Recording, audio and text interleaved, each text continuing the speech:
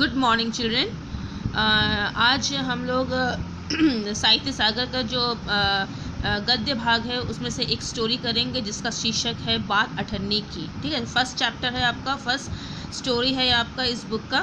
तो आज हम लोग ने एक पोइट्री कंप्लीट किया है साखी। अब हम एक स्टोरी पढ़ेंगे जिसका शीर्षक है बात अठन्नी की। ठीक है, तो बात अठन्नी की, अठन्नी का मतलब होता है 50 पैसे। ठीक है 25 पैसे को बोलते हैं चवन्नी, और अठन्नी 50 पैसे को बोला जाता है। तो यहाँ पर एक 50 पैसे के लिए जो बात हुई है, जो घटना हुई है, उसी ने उस कहानी को पूर्ण विस्तार रूप दिया है। ठीक है, तो ये जो कहानी है बात अठन्नी की, आप देख सकते हैं कि इसे कवि के बारे में भी थोड़ा सा परिचय यहाँ पर दिया हुआ है। आप वहाँ से भी उनके बारे में पढ़ सकते हैं। सुदर्शन जी ने लिखा है इस कहानी को, जिसका वास्तविक नाम बद्रीनाथ था।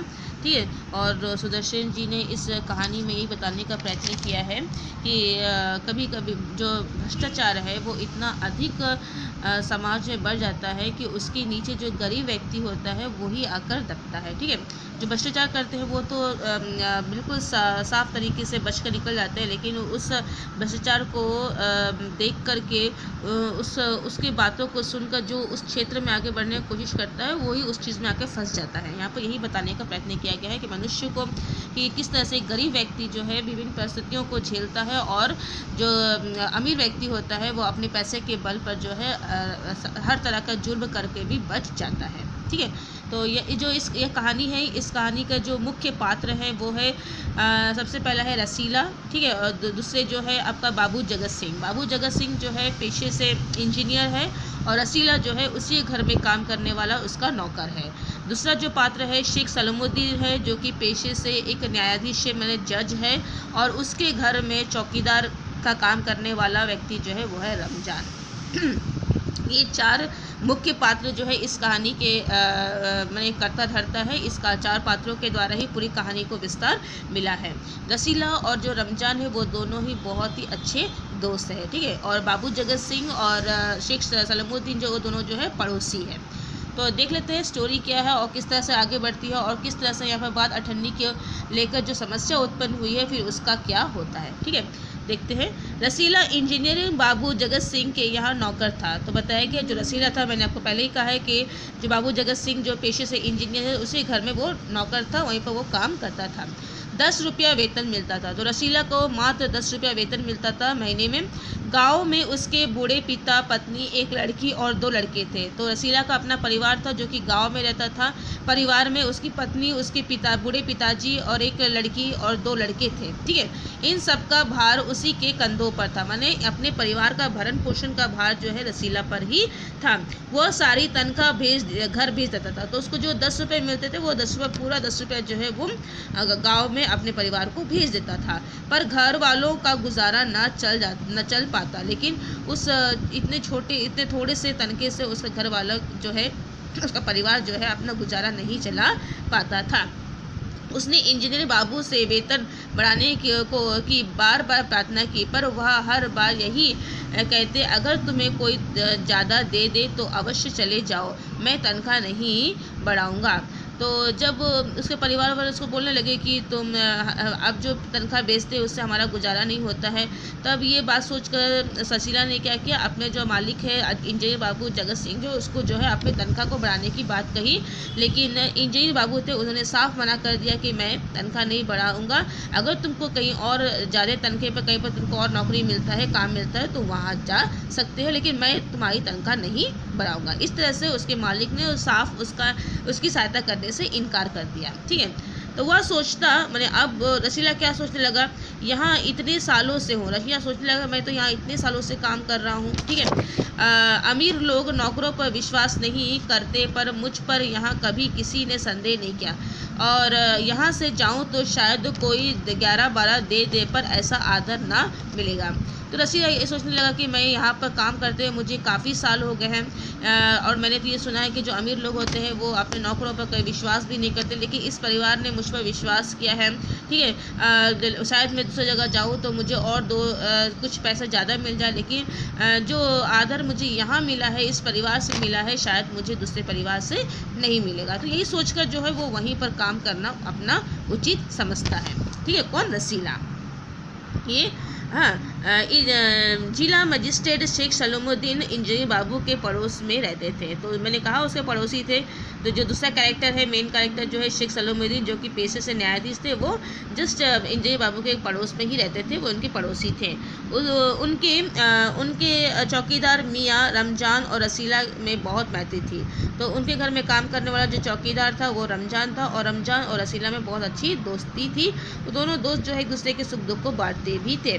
दोनों घंटों साथ बैठते बातें करते मैं जब भी उनका काम हो जाता और शाम के समय आपस में बैठते बातचीत करते, अपने सुख दुख को वो बांटते थे। शेख साहब फलों के शौकीन थे।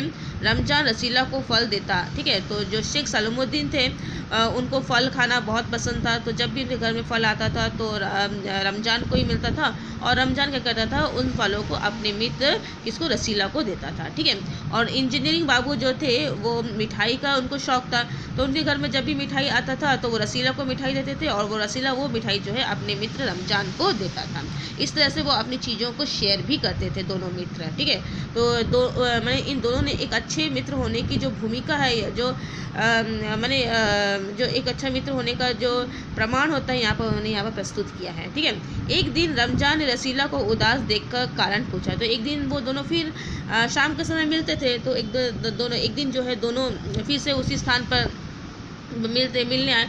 तो रमजान दिखता है कि रसीला बहुत ही उदास बैठा हुआ है, ठीक है। तो उसने उसको पूछा क्या बात है, बोले क्यों तुम इतना उदास बैठे। रमजान ने रसीला को पूछा क्या बात है, तुम क्यों उदास बैठे हो।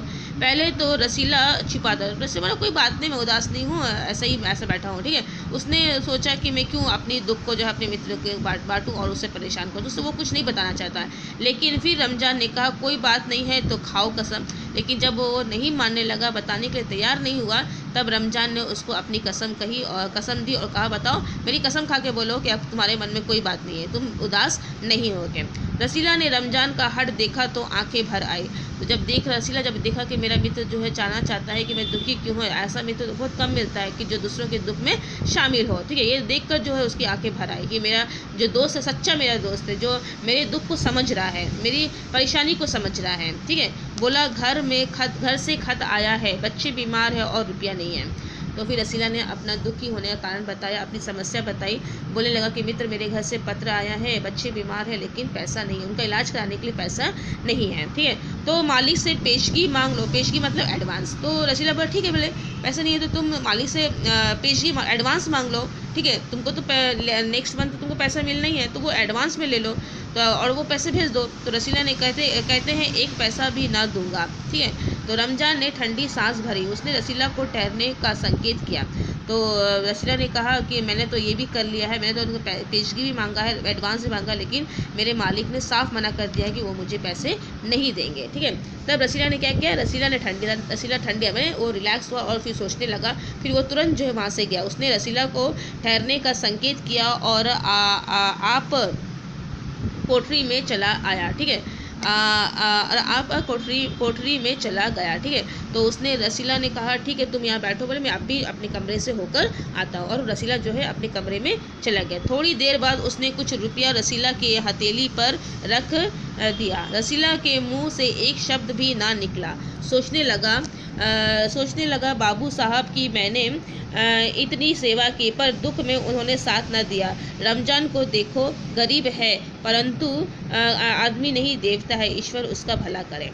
तो रमजान जो है अपने कमरे में गया और फिर वहाँ से कुछ पैसे लाकर उसने रसीला के हाथ में रख दिया। और ये देख के रसीला कुछ बोल ही नहीं पाया, वो मैंने आश्चर्यचकित हो गया। बोले एक गरीब व्यक्ति जो है दूसरा मेरी मदद करने के तैयार हो गया, लेकिन मेरा मालिक जो कि उसके पास पैसे की कोई कमी नहीं है और जितने इतने सालों से मैंने उसकी सेवा की, लेकिन वो मेरे बुरे समय में मेरा साथ नहीं दे रहा है। लेकिन ये जो मेरा मित्र है उसके उतना वो सामर्थ्यवान नहीं है, लेकिन फिर भी उसने मेरी मदद की है। तो फिर उसके मुँह से निकलता है कि वो मेरा मित्र क्या, वो आदमी नहीं है, वो तो देवता है, ठीक है। और फिर वो उसको दुआएं देने लगता है, कौन, रसीला, ठीक है। रसीला के बच्चे, और फिर रसीला क्या करता है उन पैसों को अपने गांव में भेज देता है, अपने परिवार के पास भेज देता है। रसीला के बच्चे स्वस्थ हो गए उसने रमज़ान का ऋण चुका दिया। तो रसीला बाद में उन पैसों से उस बच्चों का इलाज हुआ, बच्चे स्वस्थ हो गए और जो भी पैसा था उसने जो लिया था उसने रमज़ान का कर चुकाया। ठीक है, जो रसीला है वो काफ़ी खुददार व्यक्ति था, काफ़ी स्वाभिमानी व्यक्ति था। तो उसने जैसा ही उसको कुछ पैसे मिले उसने उसका पैसा ऋण चुका दिया, लेकिन केवल 8 आने बाकी रह गए। 8 आने माने 8 जो है वो बाकी रह गया था। ठीक है, रमज़ान ने कभी भी पैसे ना मांगे, फिर भी रसीला उसके आगे आँख ना उठा पाता। तो रमज़ान ने कभी ये नहीं कहा रसीला को कि तुम मेरे जो पैसे बचे हुए तुम मुझे वो रिटर्न करो, कभी नहीं कहा उसको। ठीक है, उसको क्योंकि उसे अपने मित्र पर पूरा विश्वास था। लेकिन रसीला इतना स्वाभिमानी था कि वो जब भी रसीला को रमज़ान को अपने पास देखता था रसीला, तो उसके सामने वो आँख ही नहीं उठाता था, कि उसको एहसास होता था कि अब भी मैंने उसके 50 पैसे मुझे वापस करने हैं अपने मित्र के। ठीक है, मैंने अब भी मेरे मित्र का कर्ज जो है मुझ पर बना हुआ है। एक दिन की बात है, बाबू जगत सिंह किसी से कमरे में बात करे। तो फिर दूसरा दिन का दृश्य बताया गया है कि बाबू जगत सिंह जो है कमरे में किसी से बात कर रहे हैं। ठीक है, और रसीला ने सुना बाबू इंजीनियर बाबू कह रहे हैं बस 500 इतनी सी रकम देकर आप मेरा अपमान कर रहे हैं। तो जैसे ही रसीला जो है वहाँ से गुजर रहा था तो बाबू जगत सिंह के कमरे से आवाज़ आ रही थी जिसमें वो एक व्यक्ति से बात करते हुए नज़र आ रहे थे। उसके कमरे में एक व्यक्ति था और वो उससे बात करते हुए नज़र आ रहे थे कि 500 रुपये, मैंने वो जो व्यक्ति जो है सामने वाला व्यक्ति जो है जो कि इंजीनियर बाबू के कमरे में मौजूद था, वो उसको 500 रुपये की नोट दे रहा था। और उस बात पर मैंने इंजीनियर बाबू बोल रहे कि बस इतना सा, इतनी सी रकम, बोले ये मैंने 500 रुपये देख रहे हैं, ये तो मेरा अपमान है। बोले मैं 500 रुपये में काम नहीं करता हूँ। कहने का मतलब है कि वो कोई व्यक्ति ऐसा व्यक्ति था जो इंजीनियर बाबू को जो है घूस दे रहा था, और इंजीनियर बाबू को लग रहा था कि वो उसे बहुत कम घूस दे रहा है, माने रिश्वत दे रहा था, और वो उसको लग रहा था कि वो जो रिश्वत दे रहा है उसकी जो रकम है वो बहुत ही कम है। हुजूर मान जाइए, आप समझे आपने मेरा काम मुफ्त किया। ठीक है, तो फिर वो जो सामने वाला व्यक्ति बोलता है हुजूर आप मान जाइए, आप बिल्कुल निश्चित रहिए कि आपको जितना चाहिए मैं उतना दे दूँगा, लेकिन आप मेरा काम कर दीजिए, आप समझे कि मैंने आपका काम मुफ्त किया। ठीक है, तो बोले तो फिर मैंने वो जो सामने वाला व्यक्ति है कि आप समझे कि आपने मेरा काम मुफ्त किया है, आपको एक भी पैसा नहीं मिला। ठीक है, मैं इतना पैसा आपको दूंगा, लेकिन आप मेरा काम करवा दीजिए। ठीक है, इस तरह से उस व्यक्ति ने कहा। तो ये बात सुनकर रसीला समझ गया कि अंदर में क्या हो रहा है, अंदर में रिश्वत ली जा रही है। रसीला समझ गया कि भीतर रिश्वत ली जा रही है। सोचने लगा रुपया कमाने का यह कितना आसान तरीका है। तो सोचने लगा कि रुपया कमाने का कितना आसान तरीका है। मैं सारा दिन मजदूरी करता हूँ, तब महीने भर बाद 10 रुपये हाथ आते हैं। वो सोचने लगा कि मैं पूरे महीने मेहनत करता हूँ तब मेरे हाथ में 10 रुपये आते हैं, और यहाँ पर मालिक जो है घर बैठे ही इतना पैसे कमा ले रहा है, बिना मेहनत के ही इतना पैसे कमा ले रहा है। या वह बाहर आया और रमज़ान को सारी बात सुना दी। रमज़ान बोला बस इतनी सी बात, हमारे शेख साहब तो उनके भी गुरु हैं। तो फिर जब वो अपने दोस्त से मिलने आया तो फिर उसने अपने दोस्त को ये बात बताई कि बोले आज मैंने अपने मालिक को रिश्वत लेते हुए सुना है। ठीक है, तो रमज़ान ये सुनता है तो वो उसको बिल्कुल भी आश्चर्य नहीं होता। वो बोलता बस इतनी सी बात, तुम्हारा मालिक तो फिर भी इतना कम रकम में आप रिश्वत ले रहा है, लेकिन मेरा मालिक जो है तुम्हारा मालिक का भी गुरु है, वो तो और ज़्यादा रिश्वत लेता है। ठीक है, ऐसा रमज़ान जो है रसीला को बोलने लगा।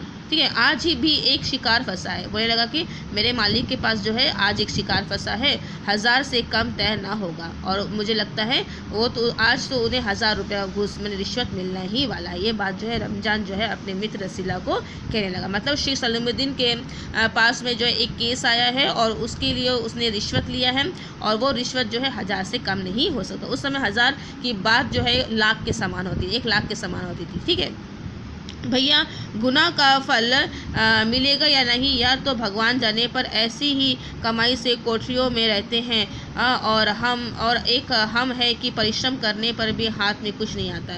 तब रमज़ान बोलता है देखो बोले मैं नहीं जानता कि इन लोगों को इस गलत काम का पनिशमेंट मिलेगा या नहीं, उनको सज़ा मिलेगी या नहीं, लेकिन मैं ये जानता हूँ कि ऐसी कमाइयों से वो अपने कोठरियों में आराम का जीवन जीते हैं, और हम जैसे लोग जो है मेहनत करके भी अपने लिए कुछ नहीं कर पाते। ये बात जो है रमज़ान ने अपने मित्र रसीला को कहा कि हमारी स्थिति जो है बहुत ही ख़राब है। ठीक है, और ऐसे लोगों का तो कोई बाल भी बाका नहीं करता, बस आराम से ठाठ से रहते हैं, सर उठाकर समाज में जीते हैं, और पीठ पीछे जो है रिश्वत लेकर जो है अपने आप को महान बताने का प्रयत्न करते हैं। और हम जैसे लोग जो है दिन भर परिश्रम करके भी जो है हम अपने लिए दो एक्स्ट्रा पैसे कमा नहीं सकते हैं।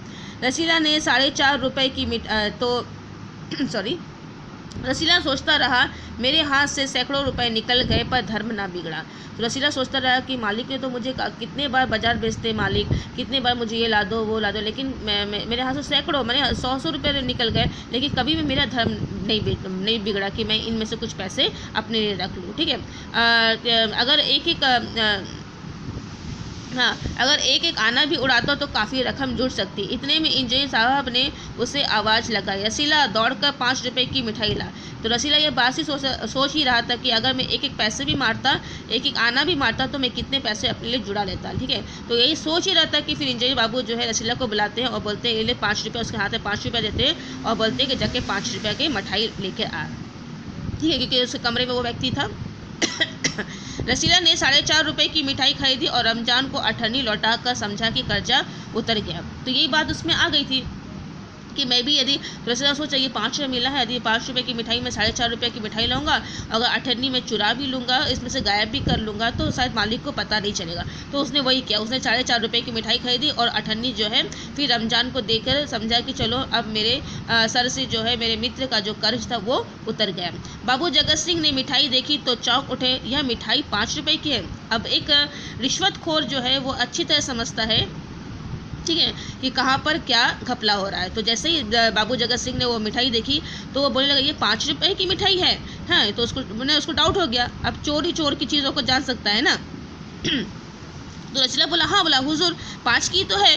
रसीला का रंग उड़ गया, थोड़ा सा घबरा भी गया, क्योंकि उसने ऐसा गलत काम कभी नहीं किया था अपने जीवन, पहली बार उसने किया था और पहले बार में ही वो पकड़ा गया था। ठीक है, बाबू जगत सिंह समझ गए। उन्होंने रसीला से फिर पूछा, रसीला ने फिर वही दोहराया। ठीक है, जैसे ही बाबू जगत सिंह जैसे ही उसको पूछे कि ये 5 रुपये की मिठाई है, तो रसीला ने कहा हाँ, लेकिन वो डर भी गया था, तो उसके चेहरे पर डर बिल्कुल नजर आ रहा। तो जगत बाबू सिंह समझ गए कि यहाँ पर जरूर कुछ गंडगोल है। तो उसने फिर से रिपीट किया कि तुमने, तो रसीला ने फिर वही दोहराया। उन्होंने रसीला के मुंह पर एक थप्पड़ मारा और कहा, चल मेरे साथ जहाँ से लाया है। ठीक है, तो रसीला ने फिर क्या किया, वो बोलता ही रहा कि हाँ हाँ ये 5 रुपये की मिठाई है। तब जगत सिंह ने उसको एक तमाचा मारा उसके गाल पर और बोलेगा, चल बोले जहाँ से 5 रुपये की मिठाई ला है मुझे वहाँ लेकर चल, वहीं पर मैं तेरा दूध का दूध पानी करता हूँ कि तुमने ये 5 रुपये के लाया है या कितने का लाया है। ठीक है, तो आज हम यहीं तक पढ़ रहे हैं। नेक्स्ट क्लास में हम आगे पढ़ेंगे और देखेंगे कि स्टोरी क्या मोड़ लेती है।